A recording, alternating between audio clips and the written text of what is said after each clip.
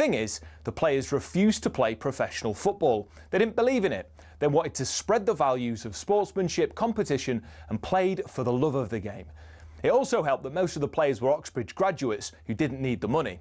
But instead of entering the league and cup competitions, they played exhibition football and toured the world, bringing the beautiful game with them. And it was this which spread the game throughout the world and made it so popular. Most famously, in 1910, they travelled to Brazil. And the locals in Sao Paulo were so impressed, they started their own team under the same name. Yes, the same Corinthians who won the FIFA Club World Cup in 2021, one of the biggest football teams in Brazil. Now, they were global superstars, and despite not being professional, Corinthians drew in the crowds. Everybody wanted to play them, everybody wanted to watch them. So much so, they regularly played the winners of the FA Cup in what eventually became the Community Shield, winning most of the time. They actually inflicted Manchester United's worst defeat, 11-3, a record which still stands to this day. Now, fast forward to today, Corinthian casuals still don't pay their staff or players. The ethos of sportsmanship is still at the heart of everything that they do. And even though they're a side in the lower leagues, if you make the trip to King George's Field in Tolworth just off the A3, you'll most likely bump into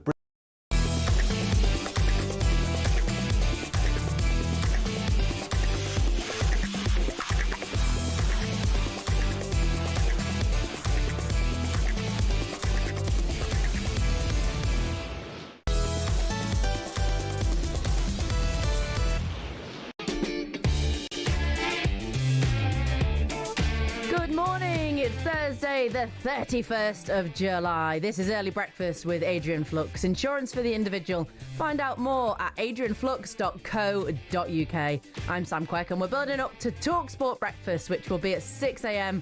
with the return of our Jeff Stelling. Yes, he's back. He's going to be joined by former West Ham, Newcastle and Palace boss Alan Pardew. Okay, on the way over the next hour, I'm asking you to get involved with the show. That's right, I want to hear from you. All eyes will be on the Premier League in just 15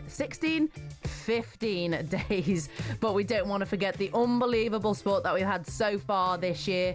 The question's simple, really. I mean, what's been your best sporting moment of the year? I've got one locked in. It's a sport that normally doesn't really get that moment, but I'll give you a clue. It was in April and we all had our hearts in our mouth. It was just so dramatic. Elsewhere, I'll be dissecting a disappointing day for Newcastle, a shock loss in a friendly and possibly missing out on another transfer target. Also, Crystal Palace will find out if they'll play in the Europa League next week, but could another team who's had a terrible summer be losing their boss, Oliver Glasner? And Spurs fans, I want to hear from you. With the North London derby coming up later today, are you ready for next season? Are you worried? Are you looking forward to it? This fan is not. All the teams around us are spending money, even United, who are meant to be skint, throwing money around. And, yeah, we just seem to be getting left behind at the moment. 03717 223344. Get your calls in. Spurs fans especially, I want to hear from you. Were you expecting more this summer? Surely you're not panicking already, are you? All that to come. This is Early Sports Breakfast on talkSPORT. This is Early Breakfast on talkSPORT with Adrian Flux, insurance for the individual. Find out more at adrianflux.co.uk. I'm Sam Quek, taking you through this morning until 6. Let's have a look at the back pages, shall we?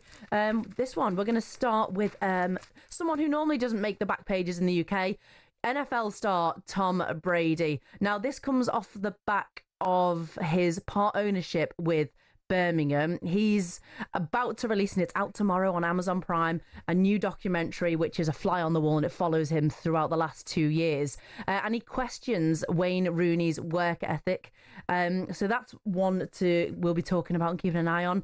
Also as well, horse racing at Goodwood yesterday, Kirat causes a huge shock.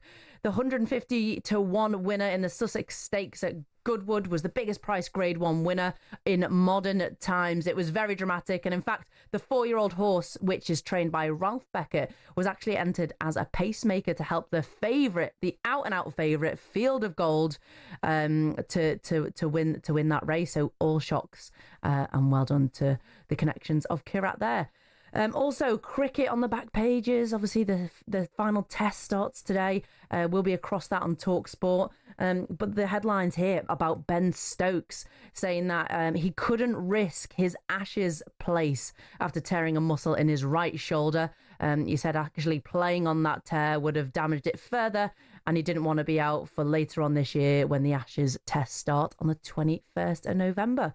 As well, Chesko, always everyone was talking about him yesterday. Manchester United ramping up their bid and making him their main priority, says Ruben Amorim. And of course, Newcastle in the race for that one as well. So we'll be keeping our eyes across that. Wow, as I said, the Premier League is just 15 days away, not 16. But the teams' pre-seasons are in full swing. So it's time to round up all of yesterday's friendly action in what we're going to call the friendliest minute of the show. Let's go. Florian Wirtz scored his first Liverpool goal in a 3-1 win over Yokohama Marinos. Youngster Rio Ngoma impressed in that one as well. He's only 16 years old. Definitely one to keep an eye out. If he's good enough, he can play in the Premier League. Also, Manchester United beat Bournemouth 4-1. That one not long finished over in the US. However, no Kuna or Mwembo in that squad, so things looking up for United. Also, in the Premier League Summer Series in the US, the other two teams, West Ham and Everton, played. West Ham beat Everton 2-1 in that one. Not many turning up for that. Don't know why. Maybe it was because off the back of the Club World Cup. Fulham lost 4-2 to Al Ittihad over in Portugal. Nottingham Forest drew. You've defo cut that short. Surely not. Oh my God, I can talk, can't I? Was that definitely 60 seconds? Oh my goodness. Well, I'm crap, aren't I? Look, give me another one. Put the whistle on. Here we go. Let me finish quickly. Nottingham Forest drew 0-0 with Portuguese side El Estoril in a 0-0 friendly. Wolves lost 3-1 to Lens. K-League All-Stars beat Newcastle 1-0. Summer of misery continuing there for the Magpies. And don't forget as well, at 12:30 today, the first North London derby ever outside of England takes place in Hong Kong. Stop time. There we go. Now, for those of you just tuning in, I've just rattled that off in just inside a minute. Anyway, what a fail. Anyway, Newcastle as well. We've got to talk about Newcastle. Shock loss to Yokohama Marinos. More bad news for the Magpies, as I say. It seems like there's a lot going on at the club at the moment, and especially with Isak telling the club that he wants to leave and then possibly making his way to Liverpool. The two have turned their attention to RB Leipzig striker Chesko, haven't they? But talkSPORT's chief football correspondent, Alex Crook, has more bad news for Newcastle fans yesterday. talkSPORT understands United have initiated talks with Leipzig about prizing Šeško away. It's going to take an offer of around 75 million euros, so it's likely United will have to sell players first, but this is certainly one we'll be tracking on talkSPORT for the remainder of the transfer window, and we're told Šeško is in favour of a move to Old Trafford. Now, as a Newcastle fan, you must just be rolling your eyes at this one. And I can imagine as well, you're just getting so frustrated with what's going on. Of course, we know about Isak wants to move away. But again, it just doesn't look good, considering last season, Champions League football, going on to win some silverware. But the fact that I think there's 7 targets that the Magpies have missed so far, it just doesn't set a precedent. And then when you get players' heads being turned like Chesko's, like they want to go to the so-called bigger teams, it just must be difficult. Again, Magpies fans, I want to hear from you. Where are you? What's it down to? Is it because the bigger clubs have more pull? You know, are your club not just being decisive enough? I know we've had a lot of drama and movement with the sporting director changing, and the latest one only signing the back of this year. So let us know as well. There was talk on talkSPORT yesterday, more talk about Isak wanting to leave Newcastle, and Simon Jordan spoke to the Daily Mail's Craig Hope. Have a listen to this. Media nonsense creating division. No, I wouldn't say that. I'd say both things are true, Simon. Part of the media nonsense. Yeah, No, I'm not, Simon. Listen, you get me on here all the time to talk about my stories because they're true. So, you guys sit there for 3 hours talking about it, so don't come back at me and say it's nonsense. You really enjoyed the Isaac story I broke last week, didn't you? So there you go. It's not nonsense. But the point I was making, Craig, was that you guys were spinning the narrative last year that there was a massive division between the sporting director and the manager. And none of you have actually ever done these jobs, but you're so-called experts in it. You call it spinning the narrative. I call it reporting the facts. So there you go. Oh, got a bit chippy there, didn't it? Make sure you check that out on the talkSPORT app. It was an interesting listen, and everyone loves Simon, don't they, for having his opinion. But sometimes a debate needs to be had out. But Newcastle fans, let's hear from you.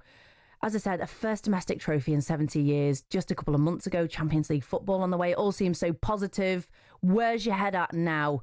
What's the reason that you're losing out on so many signings, and it's looking like you're going to possibly lose out on an 8th with Česko having his head turned going over to Old Trafford instead? Could it have gone any worse? Let us know. 03717 2233 44. Give me a call. Elsewhere, Luis Diaz completed his move to Bayern Munich yesterday. He's heading over to Germany on a 4-year contract. After they paid £65 million for the Liverpool player. Former Red Michael Owen joined breakfast yesterday, and he was surprised that Arne Slot let him go. I'm not sure whether it's the club wanting him to go or he was. Why would you want to leave Liverpool at the moment to go to an inferior league, an inferior team? Marnie done it. I was surprised when he left. Marnie. Well, that one was brewing for a while. I don't think there was not bad blood. That's the wrong way to say, but that was brewing. I think he wanted to go a year before, and they sort of negotiated that, go on, do one more, and then we'll let you go, and it'll be a reasonable price, etc. But I'm surprised at the Diaz one. Me too. I have to agree with Michael there yesterday.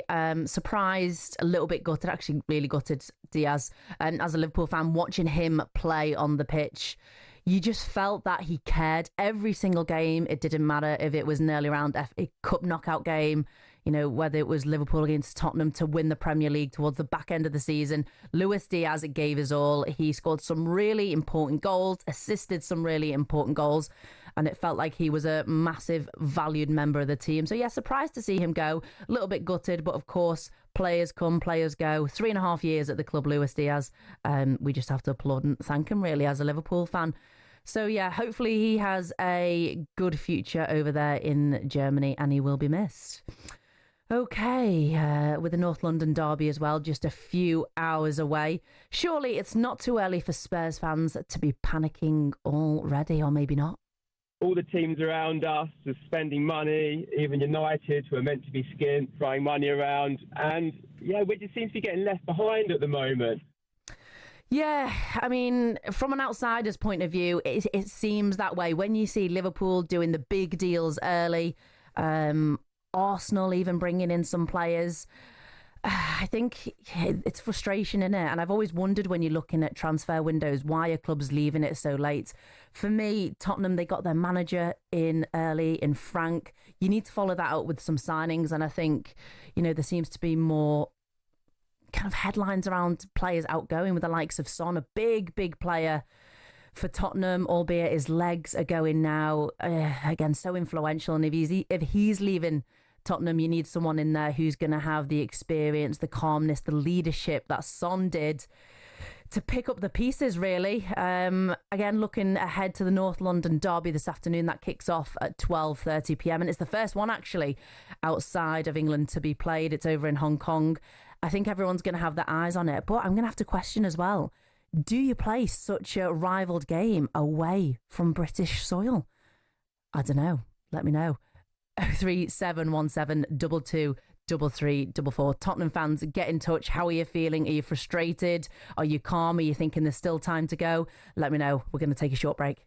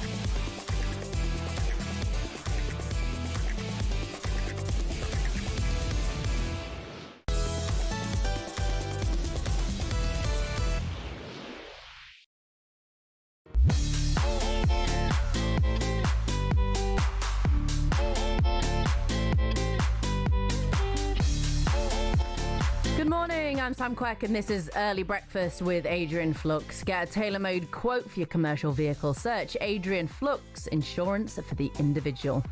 Okay, we're building up to breakfast, which will start at 6 a.m. Jeff Stelling is back. He's going to be alongside former Palace, Newcastle and West Ham boss Alan Pardew. And don't forget, you can listen to all of our stations on the talkSPORT app. Should you prefer music, we've got Virgin.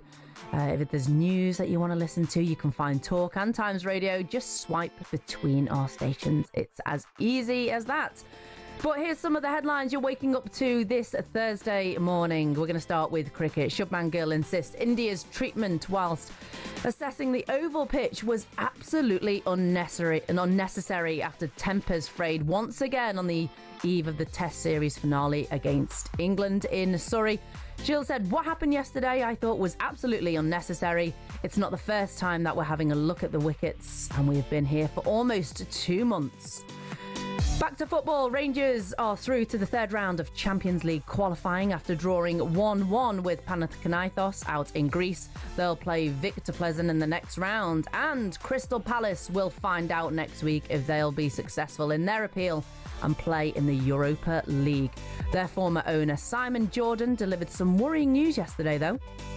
Because I think Glasner didn't feel he got something. He's a very good manager. Very, very good. Palace did very well to get him. And of course, they started poorly last year. Mateta was rested as a result of his exploits in the Olympics. So ultimately, they didn't start the season with Mateta. So he was a key component of some of their successes. They had to deal with the loss of Anderson as a centre-back, the loss of Elise, and the absence of Eze because he wasn't fit. And I think that there was a support mechanism that he didn't think he got last year. And I had envisaged and spoken to various people, and I'm not going to betray any confidences, that there would be a situation where Glasner was going to be a sought-after commodity. Yeah. And if he didn't get precisely what he wanted from Palace, having got them into Europe, there was going to be a real challenge. And so Parish and his cohorts are going to have to pony up some proper resources for Glasner now, because he might have sucked it up last year and got on with the reality of what they didn't spend last year. He ain't going to do it this year because he'll think they could have done Condeep in Europa. He'll certainly think they can win the European Conference League, and he'll want the resources to do it. So now he is tub thumping, and now he's making sure that everybody understands that he's not happy, and he thinks he should be having these things. And by the way, and it's one of those few instances I will allow dispensation for a manager to speak this way, I think he's right. He is absolutely right. And surely he wants his players before the start of the season. And look. Wow. Again, Crystal Palace fans, it's not great hearing that, is it? Off the back of what was a very successful season, your first ever major trophy, winning the FA Cup,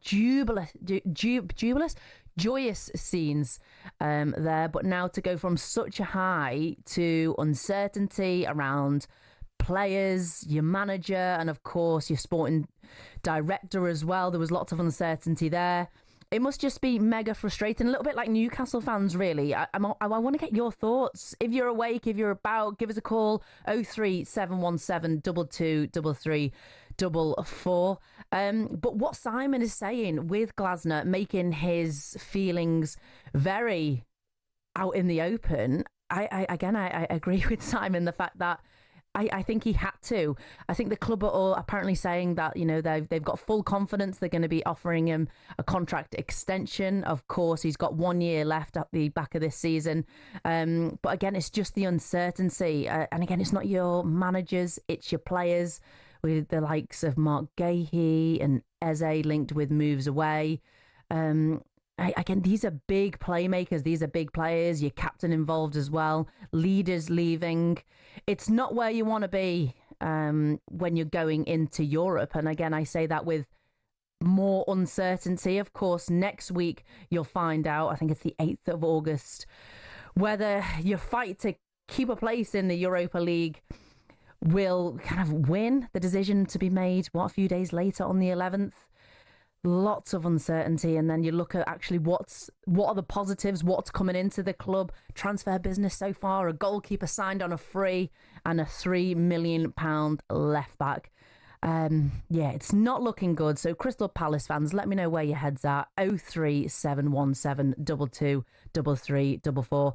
And remember, you can keep up to date on all of the stories, all the ins, all the outs, all the drama before the Premier League starts in just 15 days. Visit talksport.com. Okay, from one London club to another now. The first North London derby of the season. And that's right, it's only the middle of August. No, it's not the middle of August. It's the first one. No, it's not the middle of August. Arsenal and Spurs are playing each other in a friendly today in Hong Kong. Questionable about the timing, and I think Dean Saunders is not a fan as well. Arsenal playing Spurs in Hong Kong, and you're surprised when you get a load of injuries. The season's only just finished. Yeah. And like you know, it's money, Dino, isn't it? It's cash again. Yeah, but don't complain when you get injuries. Don't come on the TV saying we've got loads of injuries. I agree, mate. But it's, you know, it's like commercial now, isn't it? So at the end of the season, when you're carrying like little knocks that you've carried and you're playing through it, some of these lads have got straight on planes and they're playing nonsense friendlies abroad right after the season's finished. I can imagine there's lots to be talked about as well tomorrow after that North London derby, or even this afternoon here on talkSPORT. But we heard from Sam, the Spurs fan, and what his thoughts were. Just a bit demoralised with it, really. I think when we signed the confirmed Kudus, and then 24 hours later, the Gibbs-White deal was announced, and then obviously that went peak-tong. By that stage, I was buzzing. I thought that's the quadruple wrapped up next season. And then it's just gone quiet, you know. They talk about the naming rights deal coming in, money from Qatar coming in, so we have some money to play with. That's all gone quiet as well. And there's just like Arsenal next door spending hundreds of millions. All the teams around us are spending money, even United, who are meant to be skint, throwing money around. And, yeah, we just seem to be getting left behind at the moment. I mean, of course you're going to feel like that if you think you're going to win the quadruple at the beginning of that call. But yeah, it must be frustrating, especially when you're always looking over the fence. Anyway, give me a call, Spurs fans, 03717 223344. Kane, you're back in. Good morning, mate. Taking us through the back pages. Yes, an interesting one on the back page of the Sun this morning, featuring Tom Brady, the Birmingham owner, having a bit of a pop at Wayne Rooney. Now, this is from the upcoming Amazon documentary. Every football club has a documentary, doesn't it, nowadays? But this one features the 7-time NFL champion Tom Brady, co-owner of Birmingham City, who described Wayne Rooney's coaching methods as a bit lackadaisical, questioning his work ethic. Now, Tom Brady, to me, strikes me as someone who just has one of those annoying work ethics. Yeah, I mean, you've got to have an exceptional... I think you've just got to be, in a nice way, a freak of nature to be Tom Brady. Often I'm told that I work way too hard here at talkSPORT and my work ethic is too good. But Wayne Rooney's... I've heard that on many accounts. Too often, eh? But Wayne Rooney here, during one of the awkward exchanges with Tom Brady... this does sound very awkward. At one point, he offers to school the NFL hero in the small details of football. He says the reason that Birmingham's players are not Premier League ready is not down to skill, but a lack of focus for 90 minutes. To which Brady says, "What's the difference between American football and soccer? Nothing. I treated practice like it was the Super Bowl. Put pressure on them." So that is the sort of demands Tom Brady has. To me, I'm a massive NFL fan. Followed it for a number of years. Tom Brady, again, freak of nature, the best of the best, the best leader, tactically, execution, Can I criticise the everything. NFL slightly? Do you really need full concentration for however long an NFL game is? Right, so this is what I was going to say. You can't complain... Oh, I love that music. It's very intense. Tom Brady's saying that they're similar. They're not. In my opinion, NFL, there's so many breaks because it's per play and you execute that play, you move on to the next one. With football, it's so fluid. It's literally changing from pass to pass, and it's well, it doesn't really stop unless it's a free kick, but still then you're thinking about it consistently. Moving into position. Exactly. So I have to disagree with Tom Brady there. I don't think they're very similar when it comes to concentration and match play.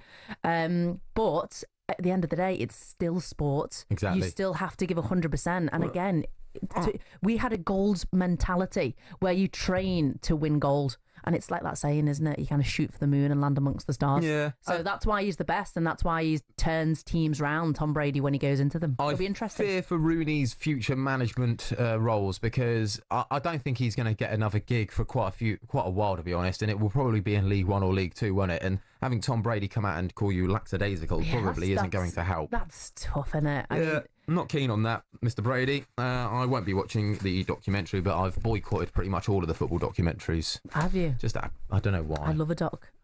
I think I got so bored of hearing everyone talk about the Wrexham documentary. I think I just made a point of not watching it. Yeah. That one will be interesting, though. I think Tom Brady does bring a different angle to it because of his background. But what else have we got away from NFL? And I've got a really cool story featuring Burnley.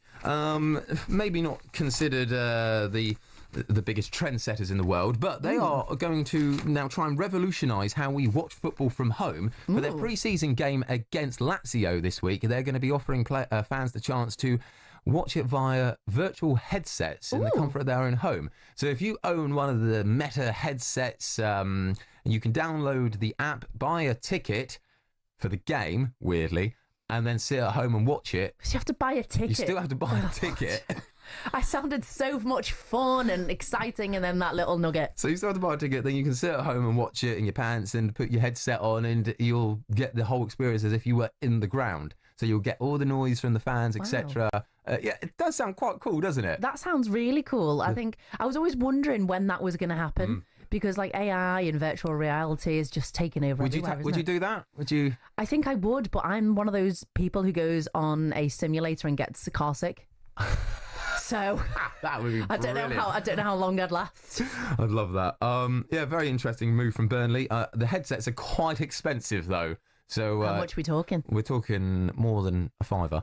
They're good. How much are they? People out there, but they're a good couple, about 500 quid, I think. Yeah, so. I wonder how much a ticket is as well. I don't think it's that much to go to Burnley, watch Burnley.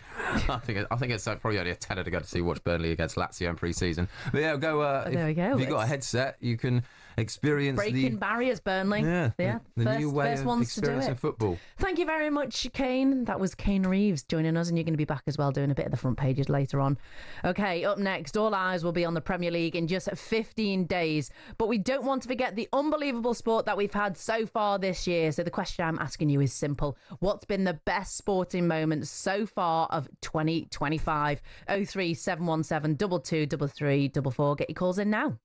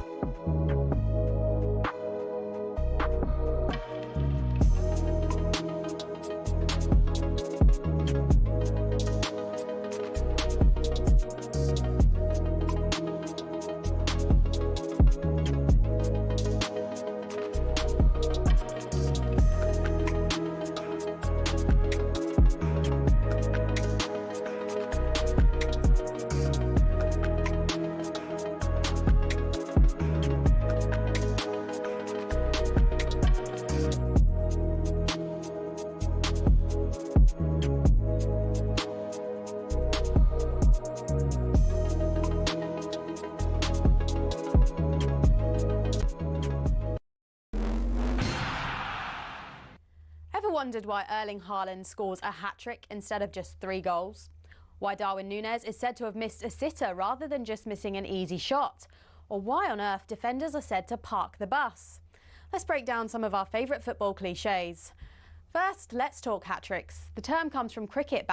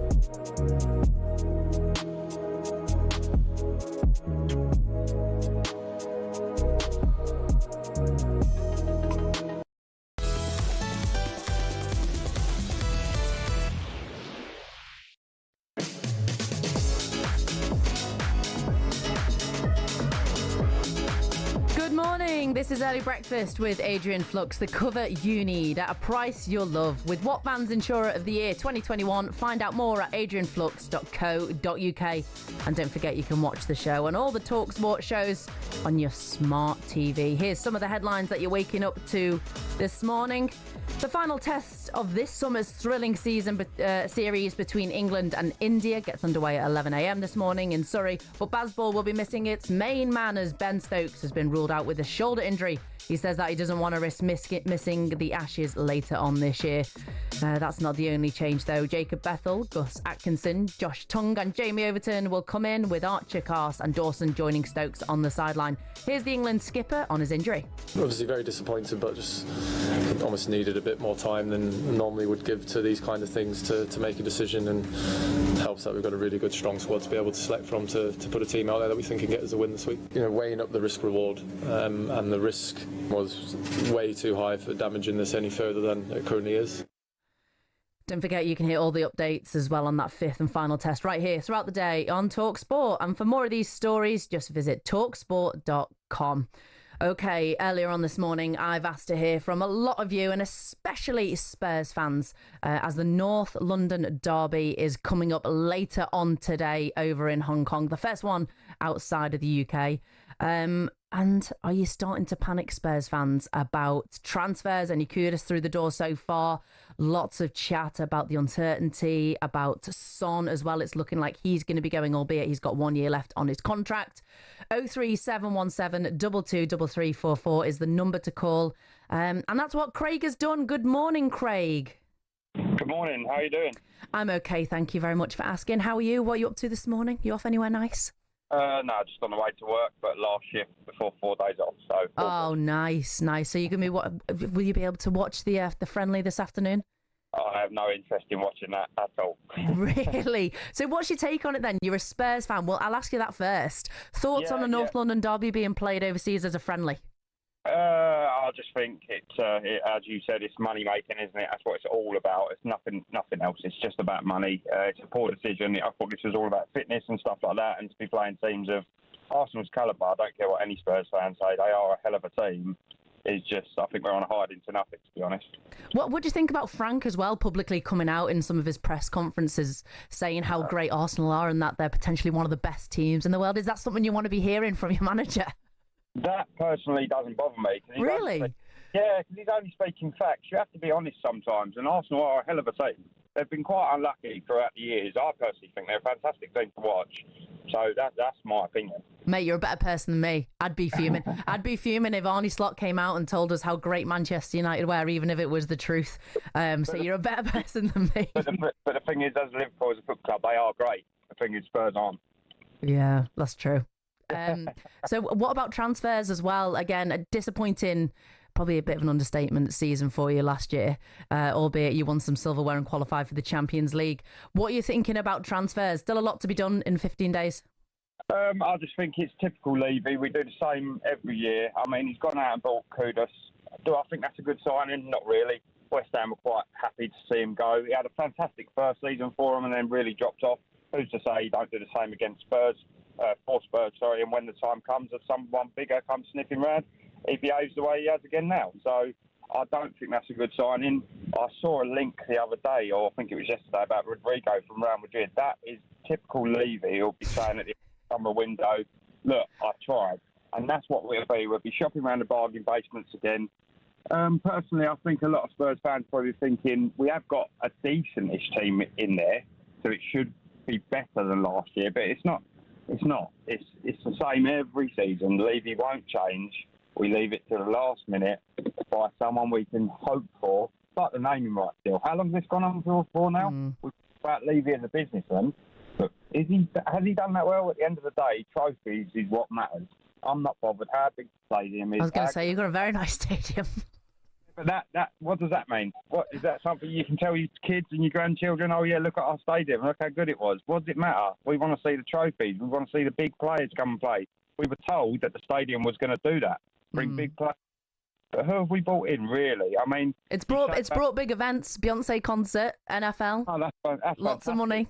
But that money needs to be used for players, doesn't it? Listen, Craig, I can hear the frustration in your voice. Thank you so much for calling as well. Have a good day as well on your way to work. Safe journey. Cheers, pal. Thank you. Bye-bye. Oh, Tottenham fans. What do you reckon of Craig there being so complimentary about your rivals, Arsenal? Better person than me anyway. Let me know. 03717 223344 is the number. Get your calls in. I want to hear from you. And yeah, it's an interesting one. I'll definitely be keeping my eye on that, Friendly. Also as well this morning, I want you to get in touch about your sporting moment of the summer. For me, the Premier League starting almost feels a bit of a natural end of a sporting calendar. I don't know, do you agree or do you disagree? So I want to know what your favourite moment of the year is so far. And to kick things off, here's my choice. This is the moment for Rory McIlroy to complete the career Grand Slam. Over it, looks up, one on its way. He's done it! He is the Masters champion. So much heartache along the way, and after 11 years he's a major champion again. But more importantly, he wins the career Grand Slam, becomes only the 6th player in golfing history to achieve this feat. Oh, totes and mosh. George, I love that package you put together. The music is just beautiful. Beautiful. Yeah, for me. I mean, I emotionally, I can be a tough cookie to crack, a tough egg to crack. I'm so bad with those puns. But yeah, Rory's Masters win for me to complete the Grand Slam back in April was just magic, especially the way he did it. Obviously, he edged out Justin Rose in the playoff at the 18th after a drama-filled day, double bogeys to start off with, chipping into the water, the lot ups and downs. But he did bounce back. He didn't bottle it like everyone thought he was going to do halfway through. And again, on the final approach to the 18, a great final shot to then just roll it into the hole. But beautiful. 11 years in the making was what fairy tales are made of. And yeah, I was crying at the end when he put on that green jacket, speaking to his daughter. Oh, beautiful. Let me know what yours is. 03717 223344. Lots, again, if you're an NFL fan, it was the Eagles winning the Super Bowl. Again, Alcaraz and Sinner was an amazing match. Also, as well, we've still got the Lions final test on Saturday. Is it going to be a whitewash of Australia? That could be a highlight, couldn't it? The first since 1927 if they complete that. Lots to think about and lots to discuss. Kane, you've just come in to the studio. Have you got a highlight so far of the sporting calendar? The highlight of the year so far for me was when Southampton's relegation was officially confirmed because it ended such a dreadful season. It has the England-India test has to be up there, but then the Lionesses as well. So yeah, trying to think what I've really been celebrating, but really Southampton just ruined the whole year for me so far. So that might be a highlight though for Pompey fans. It probably is. Yeah, doesn't matter though. Championship back though soon. That's where the proper football's at. Yes, it is. Okay, so this time now we're going to go through the front pages. Anything interesting? Anything? Bits raising and bobs. eyebrows. How do you like your toast in the morning? If the toaster goes up to number 8, I'm normally like a 6.5, 7. 8? Yeah, it goes all the way to 8. Mine only goes up to 5. Wow, you've got an expensive toaster, haven't you? Goodness me. Lots of choice. Well, apparently the secret of making the best toast is to use stale bread. Ooh. The bread that we are buying from the supermarkets is too wet, according to bread scientists. Dr. Neil Buttery, no way is that his name. That can't be his name. The legend. He's the host of the British Food History podcast. Dr. Neil Buttery, I've got to look into that. Can't be his name. He says, today's loaves are too highly processed. Modern long-lasting bread has too much water in it and it goes mouldy before it has a chance to go stale. Very true. Do you cut the mould off your bread and eat it? No? I used to, but then I heard some horror stories about it. That even when you see the mould, the the spores and the roots of the mould go way deep. I didn't know that. No, I'm a sourdough person these days. I try to. Oh, dearie me. Goodness, you are posh. I'm not posh, My but I'm doing the toaster whole goes up to 8 and only takes sourdough, you know. And the butter is at room temperature. So, yeah, there we go. We're told to maybe splash out a little bit more on our bread and let it go stale. Do you have children as well? Yeah, that's why. I've become a bit more conscious on the super ultra processed food and all that. What are they doing for the half term? Well, summer holidays now. Well, I'm lucky they're still of nursery age, so we don't have a summer holiday. Good. All right then. Well, my eldest starts school in September, however, so ask me in a year's time. Well, when it eventually gets to this time of the year next year, apparently kids reach peak daily boredom at 11:41 a.m. during the school holidays. That is the official time. A poll of over 1,000 parents revealed 20% see their youngsters hit a brick wall just before noon. Have you got kids? I don't have kids. No, not at all. I'm not responsible enough to have kids. It depends what age, because there's going to be some kids. I think we're presuming under 18 who's lying until that time. Well, exactly. That was me. 11:41, I think, is a little bit too early to start getting bored. Yeah, I think if you're getting bored that early, then your child has a lack of imagination. Get them outside with the ball. Outside. Options are endless. Football, Kirby, the lot. If they're going to be bored at 11:41, the best thing to do would probably be listening to White and Jordan on talkSPORT. That will keep them entertained. That would keep them entertained. And asking some life questions, maybe. And also, how old were you when you passed your driving test? 17, passed first time. Did you? 3 minors. Well done. Thank you very much. 3 minors. See, that shouldn't be a pass, really. Oh, no, isn't it 5 minors? How many minors is it until you get a... I might have changed. It was a long time ago I passed my driving test. But no majors, thankfully. No, indeed. Well, Luke Littler, he may be the best darts player in the world and have become a multi-millionaire at the age of 18, but he can't drive still because he's failed his theory test for a 5th time. So it's his theory. It's his theory. He hasn't even got the real thing yet. He failed it. Now... He's managed to book this quite quick because it was only 2 weeks ago. He failed the 4th one.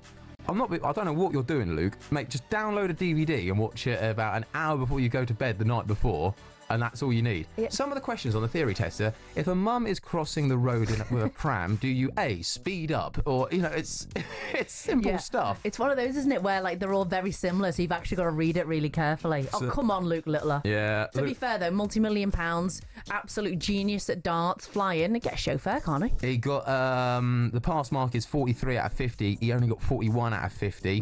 That was on the multiple choice questions. And then on the hazard perception test, he scored 44 out of 75. Wow. Is that the one where you click? Yeah, the pass mark is 44 there, so we passed that bit. That's a bit... We're helping you out here, Luke. 44 out of 75 to pass. That's, fair play, but 41 out of 50, not good enough. Maybe he doesn't have time to revise. And also, he don't really need to drive, does he? He can afford just to pay people to drive him around. Although, maybe he's got an eye on a nice car. But when someone is so successful, it is quite nice to know, they do have a flaw. Yeah, that's true. Make us all feel better this morning. Thank you very much, Kane. Okay, up next, we'll take a look at some of the lighter things you may have missed on talkSPORT yesterday. And don't forget to keep your calls coming. What has been the best sporting moment of the year so far? Let me know. 03717 223344. Get in touch.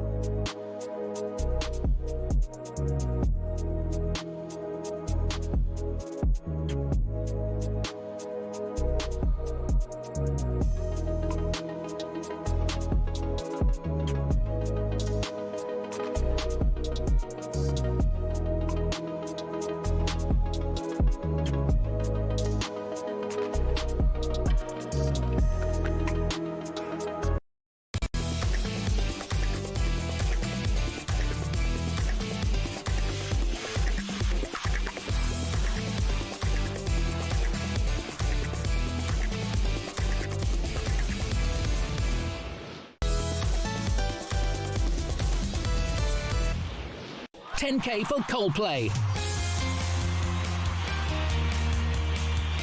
I'm Sam Quek and this is Early Sports Breakfast on talkSPORT. It's competition time again.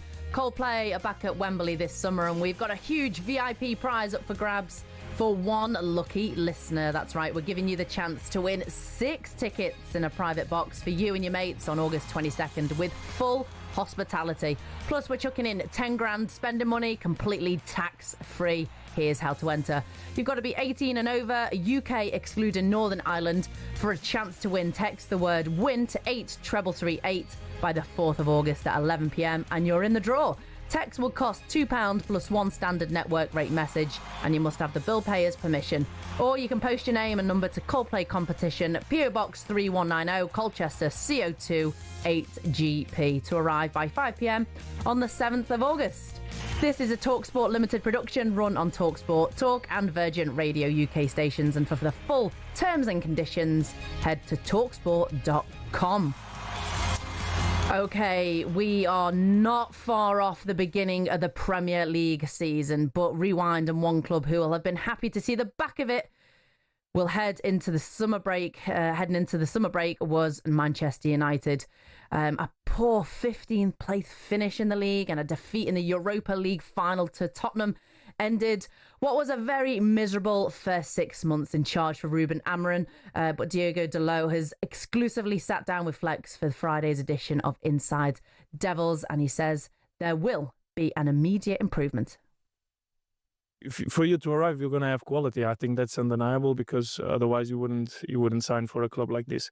But then there's when we talk about this type of pressure, that is especially from the outside, from the fans, it's specific because they just want you to see giving everything for the club. Then you might have good games or bad games. You might have less or better quality than some players, but that standard, that thing that you need to show when you're on the pitch, I think that's the most important thing as a club, especially for the fans. I think that's the first big thing that they want to see in the football commitment, right? Exactly. Yeah. If you're not committed to what you are doing, to the games you're playing, to the club, I think it will be very difficult for you to succeed at this club. That was Diogo Dalot speaking there to talkSPORT. Interesting what he's saying about the effort on the pitch. And it sounds a little bit like he might be calling players out and saying, actually, that's the one thing that's a non-negotiable. I guess it is with all teams, but for him to say about it, interesting. And I think, and actually hope Manchester United, even as a Liverpool fan, do improve next year. It's always good to see them up and about and in those big games. You can catch the full interview this Friday on talkSPORT YouTube channel with Dalot, and don't miss Inside Devils each week for all the latest news coming out of Old Trafford. Okay, well, earlier on, I asked you to get in touch about what has been your best sporting moment of the year. I always think with the start of the Premier League, it feels like the end of a great sporting year. I mean, agree or disagree, but it is really. If the Premier League's starting, we're about to start a new sporting calendar, in my opinion. And we've actually had the messages flooding in. Just a few for you. Stu from London says Chelsea winning the Club World Cup. Dave, the City fan, says seeing United lose the Europa League final. Nice one, Dave. Gary, the Spurs fan, not surprisingly, actually says when they lifted their first trophy in 17 years, and what a high that must have been as well with such a disappointing finish in the Premier League.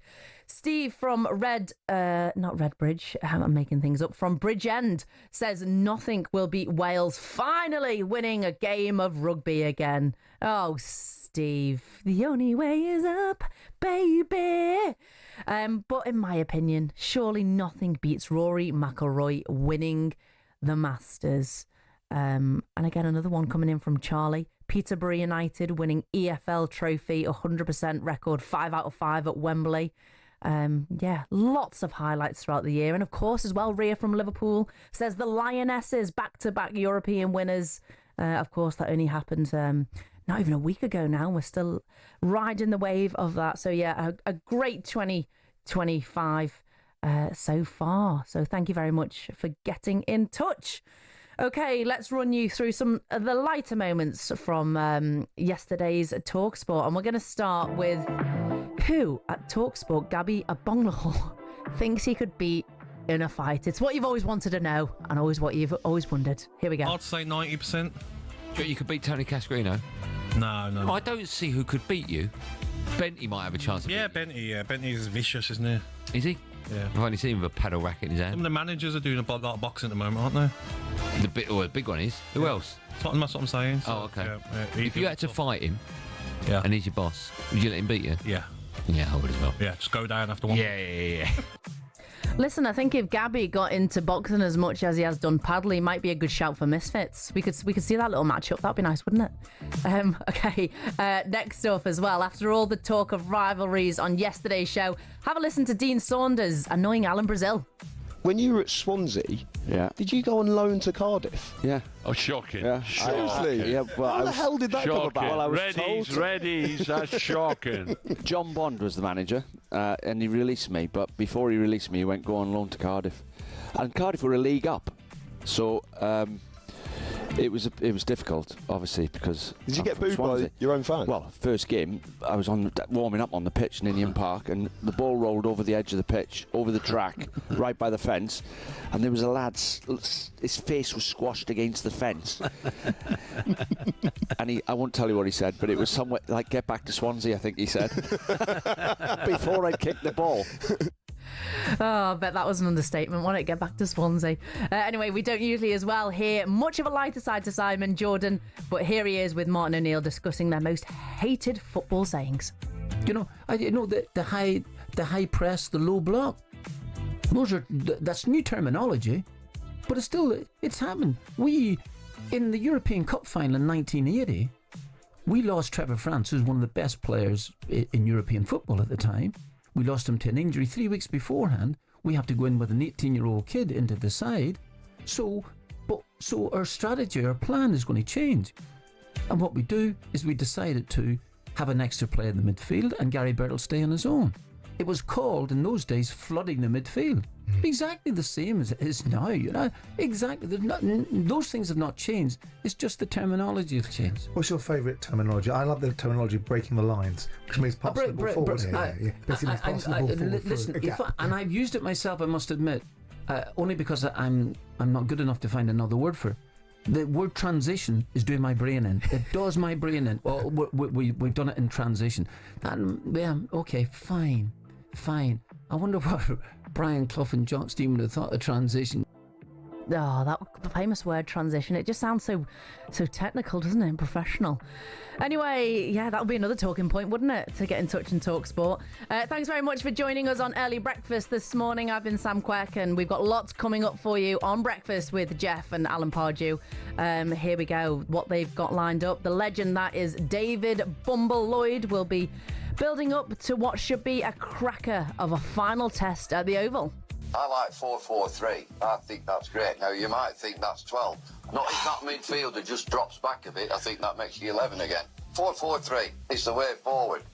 It's like naan bread.